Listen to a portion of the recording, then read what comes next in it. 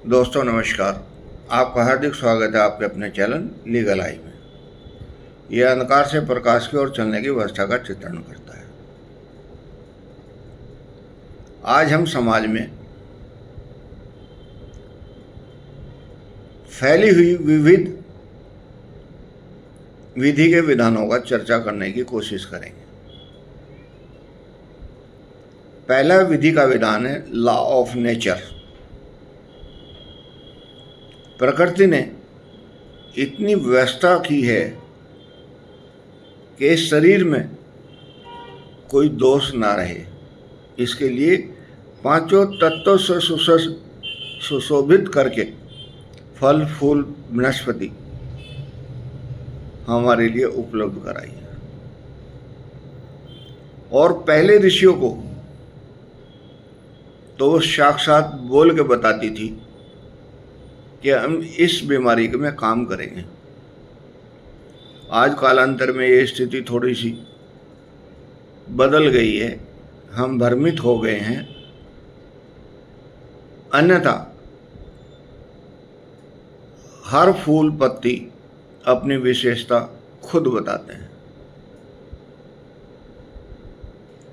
दूसरा है law of human. आप अगर दूसरे से प्रेम करते हैं तो वो भी आपसे प्रेम करेगा। अगर आप उसका तिरस्कार करते हैं तो हो सकता है वो किसी कारणवश आपका तिरस्कार ना कर पाए, लेकिन आंतरिक रूप से आपका तिरस्कार करेगा।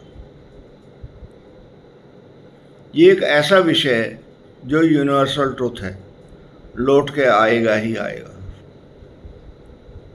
कितना ही ज्ञान आपके पास हो, अगर उसमें भाव, प्रेम, संयम नहीं है तो उसका कोई अर्थ नहीं है। हर जख्म के लिए एक मरहम की आवश्यकता है, वो प्रकृति हमें पहले से ही दे रखी है। बस उसको समझना आवश्यक है, उसका प्रसार करना आवश्यक है और उसका सहारा लेना आवश्यक है। तीसरा है लॉ ऑफ गॉड। आज तक कोई भी आदमी ये नहीं समझ पाया है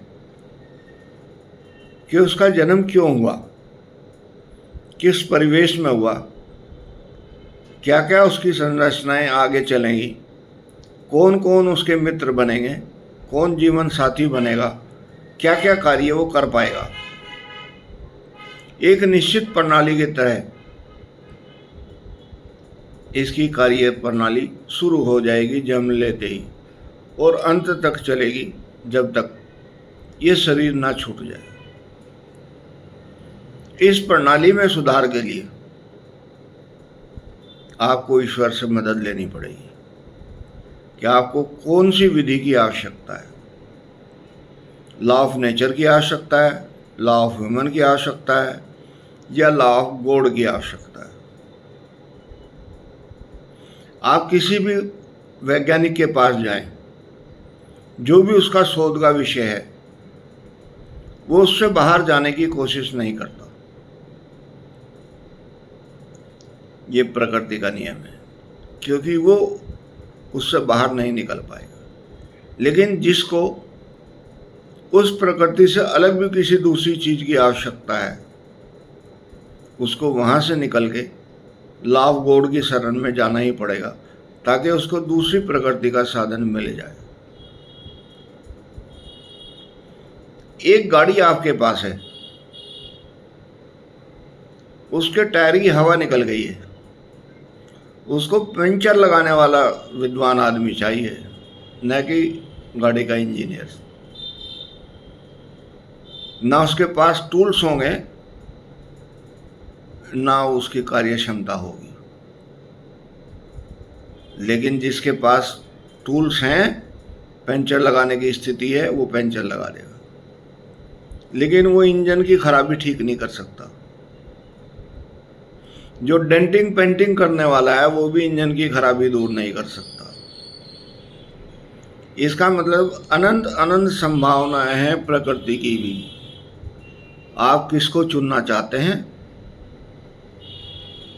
और किसका फ़ायदा उठाना चाहते हैं और किसका फ़ायदा आपको मिलेगा, ये लॉ ऑफ गॉड तय करता है।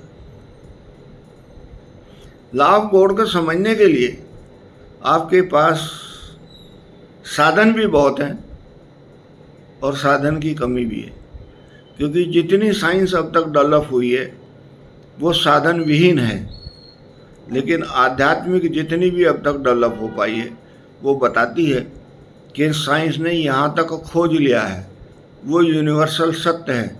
इससे आगे के लिए आप प्रयत्न करें, आप प्रार्थना करें, आप भाव विभोर होकर नाचें, आपका मन प्रफुल्लित रहे, आप देवलोक से प्रार्थना करें, क्योंकि वो आपके लिए ही लॉ ऑफ गॉड ने बनाया है। इस सूक्ष्म जगत में इतने सूक्ष्म जगतधारी इस समय विचरण कर रहे हैं कि अगर किसी एक की भी प्रेरणा आपके उस क्षेत्र में हो जाए जिस क्षेत्र की आपको आवश्यकता है, आपका भाग्य ही बदल जाएगा। और जब आपका भाग्य बदल जाएगा तो आपको प्रसन्नता होगी। कार की डेंटिंग पेंटिंग होने के बाद वो एक नए रूप में आएगी, वही रूप जो लॉ ऑफ गॉड ने निश्चित किया है, जो लॉ ऑफ प्रेम में आया है, जो लॉ ऑफ प्योरिटी में आया है। इनको अलग अलग शब्दों के विन्यास में लेके हम ये समझ बैठे हैं कि जो हम समझ रहे हैं वो सर्वोत्तम है, लेकिन ये हमारी एक भ्रांति है, इससे ज़्यादा कुछ नहीं है।